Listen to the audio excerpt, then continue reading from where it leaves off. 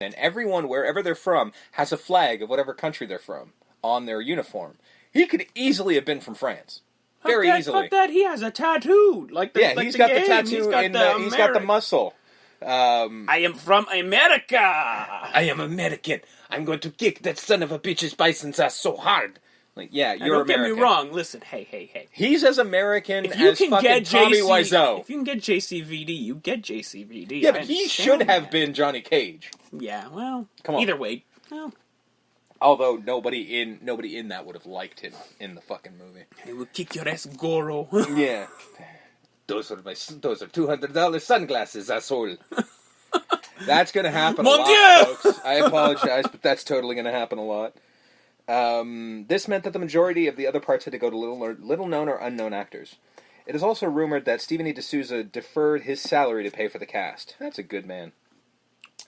With the film being mostly filmed in Queensland, Australia, Kylie Minogue was cast as Cammy as a result of the Australian Actors Guild wanting D'Souza to hire a Australian actor. You gotta get an Aussie in there. By the time he received the request, the only part not cast was that of Cammy. D'Souza first learned of Minogue from her cover photo of the world's 30 most beautiful women people on the planet edition of Who magazine. True. No arguments here. It's like, damn it, I'm just trying to, my mind is racing. I'm like, how could I possibly shoehorn Paul Hogan into this film? Damn it, how? It can't be M. Bison, because then we wouldn't have Raul Julia. Can't be Ken, he's too old. Damn it. Although, unlike the Ken that they got, he would have at least fucking been blonde. How's your Russian accent? Can you do Zangief, Paul Hogan? We do not want Paul Hogan to do anything other than Australian. You create, in a world where there's a fair. Captain Sawada, you create Captain Dundee. Yeah, you just make a guy. You make Crocodile Dundee. Yeah. This is the crossover the world needed. Captain Dundee? Captain Dundee. Oh, mate.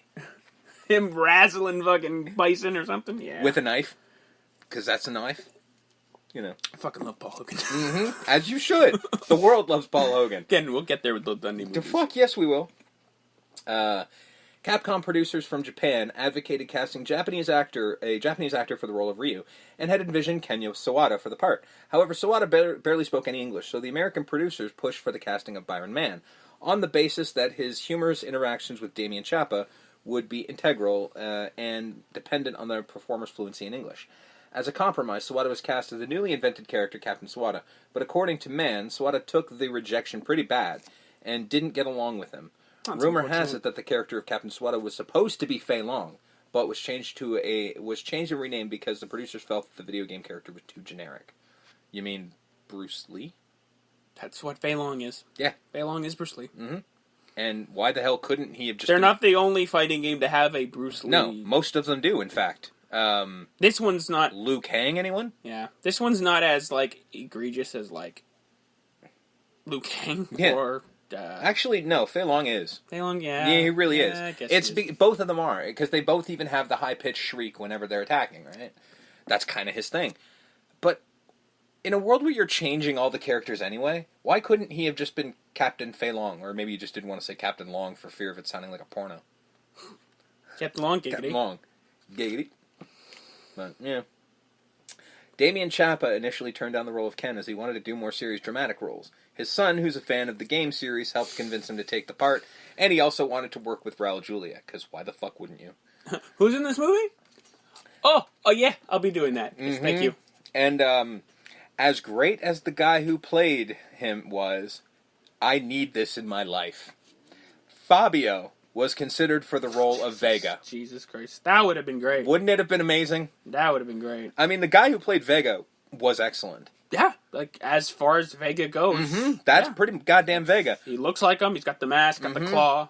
But fucking Fabio. It's my third guy, by the way. My top three. Vega's my third guy. I've never really used him. I never really was able to. I like the jumpy. I do too. But that's why I go with Chun-Li, because, when in doubt, you have the lightning kick, which can fuck people up. Now I just want to play Street Fighter. Yeah, we'll get there.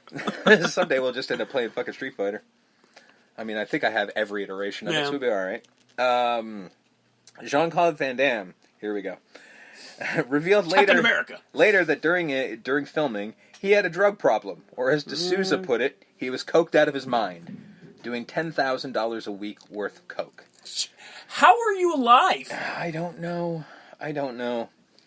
D'Souza confirmed in 2018 that Van Damme's cocaine addiction caused constant disruptions during filming. The studio had hired a wrangler to keep an eye on Van Damme, but this person was a bad influence. Where's the wrangler? He's doing coke with Jean-Claude. Yeah. Oh, damn it.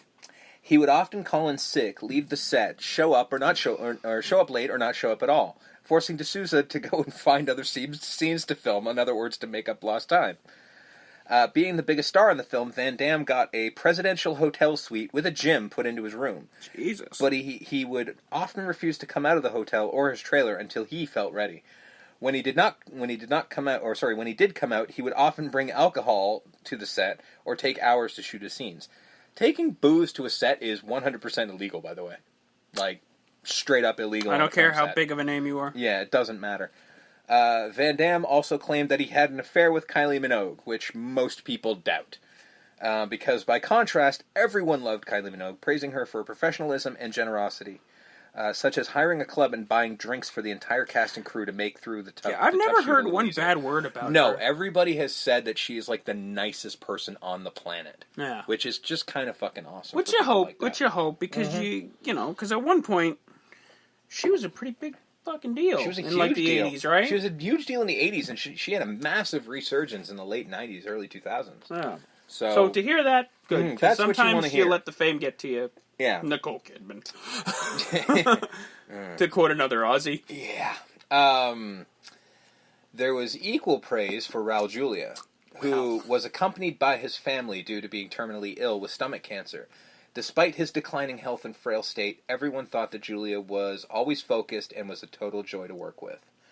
I forgot to write it down, but there was a rumor also that during the night when they weren't shooting, he'd sneak away from his family and go to the casinos and just, like, hang out with all the girls and flirt with all the women and fucking smoke cigars, gambling and shit like that. Because that's just who he does. That's just who he is. He's not like he would cheat on his wife or anything like that, but he's just going around being with people and fucking living his life. The man knew he was at the end of his rope, so do what he wanted to do. Listen, there's a reason why they cast this guy as Gomez Adams, because he is fucking Gomez Adams. He's the charming... Dude, I want to fuck him in Adams Family, alright? And that's just how that works. Raul Julia might be one of the most charming human beings of all time. Agreed. Captivating as all get out. Absolutely.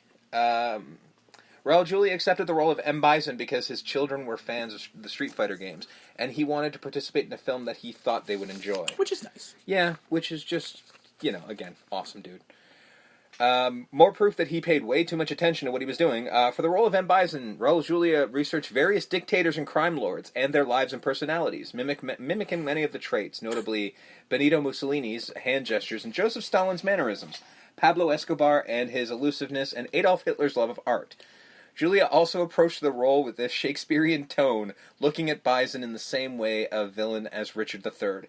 You spent way too much time rehearsing this movie. For a dopey action comedy, Holy basically. Shit, man. And this is why you are the greatest. Rest in peace, sir. Stunt coordinator Charlie Picerni, maybe. Picerni. Picerni to me.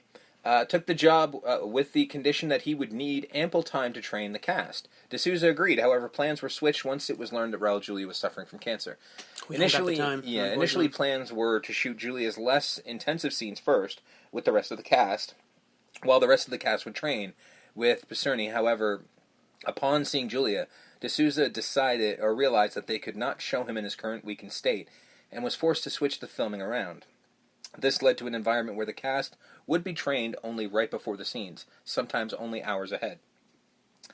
Byron Mann, who played Ryu, didn't hear of his knife fight with Vega until only hours beforehand, so he asked the Thai stuntman to train him on the spot. The fight was done with a real blade, so Mann could have seriously been injured if he had not performed his choreography correctly. They took a lot of chances for a dopey action movie. They really did. And we're not done. That's what most of this is. This is kind of a nightmare film here. Not as bad as next week, but pretty bad. The final amphibious attack on M. Bison's compound, filmed in location in Thailand, was originally supposed to be an air assault. Which, if you mention, they're like, an air assault is impossible. The real reason? The Thai government wouldn't allow the use of its airspace for a large number of aircraft the scene would require, so the producer changed the final battle to a boat assault instead, which is ridiculous. Yeah. While filming, a crew member required medical attention for a skin irritation caused by contact with the water of the Chao Phraya River.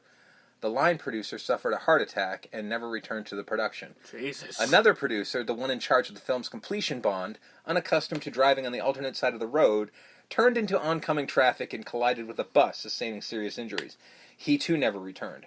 Later in production, an actor was busted at the Australian customs for possession of steroids. That's his fault. Yeah. Major problems arose with the fight coordinator, who had no experience on video game fighting, found out midway through the shoot that the different characters have to have different fighting styles. That must have been fun. With filming falling behind schedule in Bangkok, director Steven D'Souza contacted studio bosses to request additional time to complete his work. However, Capcom had their hearts set on the December Christmas release to tie into whatever merchandise they had, so they said no. This forced D'Souza into making arguably his most contentious decision in order to stick to the schedule. While he and half the crew filmed Street Fighter's drama-led dialogue-heavy scenes during their stay in Australia, stunt coordinator Charlie Persney and the other half of the crew would film some of the movie's stunt-led sequences on a different soundstage simultaneously. That happens a lot, actually, so I wouldn't worry too much about that. It's not ideal, but it never does is. happen. It does happen. The setup eventually led to a heated confrontation between D'Souza and Persney after the former learned that the latter had failed to incorporate many of the Street Fighter characters' signature moves into the action sequences. Key. It very much is. Arguing that they wouldn't look realistic.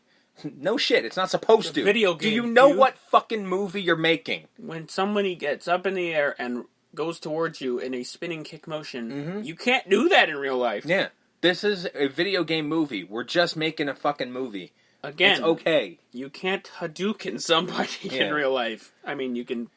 Well, you can do it, but it's not going to do anything. There's a wrestler, Kenny Omega. He used to Hadouken people in the ring. Yeah. It looked ridiculous. It did, but it was funny. Yeah. The pair came close to blows, with Cerny threatening to walk off the project altogether. Yeah, I mean, dude, you know that they have to have different fighting styles. When you get the job, somebody somewhere must have told you it's based on a video game. So why don't you try playing the video game for a minute? And going, okay, this is ridiculous. And then read the script and go, hey, this is ridiculous too.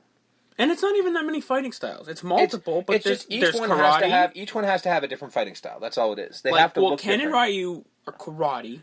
Yes. I think Chun-Li is kung fu. Yes. Zangief's wrestling. Mm-hmm. I'm not sure where then Bison is. Bison is like everything. He's like, that's why he's the boss. Now, the problem is with someone like, and I guess we'll get into it with Sagat, I'm like, you got a guy who can't kickbox.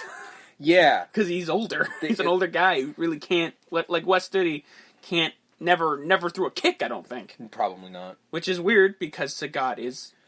kickboxer and supposed to be 7 feet tall. Yeah. This guy is shorter than a lot of people. It's weird casting. Where the hell am I? Due to several setbacks, the production was already 6 days behind schedule on day 10 of the shoot in Thailand. Every time when the producers confronted him with the delays, the director D'Souza employed what he called the old John Ford trick by tearing out a page from the script to get back on track. However, during editing, he found out that several vital scenes were missing, and the fight scene choreography lacked cohesion. So sets had to be rebuilt in Vancouver for reshoots. Also, you're not John fucking Ford. Yeah. I mean, yeah. Don't take techniques from directors that are 10 times better than you. Yeah, and not to mention, you're making fucking Street Fighter. Yeah. Like, again. You know what John Ford never did? Street Fighter. Like, I know. I mean, I didn't read the original script, but I saw what I saw. You knew you were making stupid. Alright? Nothing wrong with it. Nothing wrong with making stupid, but you know what you're making. I love stupid movies the best. Yeah. So. I'm fine with dumb. But you gotta know. You know what I mean? I don't know. Yeah. It's so weird that he's just like, oh, this is important. And I respect that you're taking it seriously, but you should also know what you're making. Yeah. The building used as the headquarters for the Allied nation in the film had a tin roof and was riddled with holes. When it rained, the noise was deafening, and when the sun shone, sunlight would seep through the holes, making filming difficult. This caused delays that director D'Souza often had to solve by cutting out entire scenes from the screenplay. More cutting of the screenplay. It's starting to make a lot of sense why this movie made no sense. Due to the chaotic shooting schedules and entire scenes being scrapped to make up for delays, actor Roshan Seth had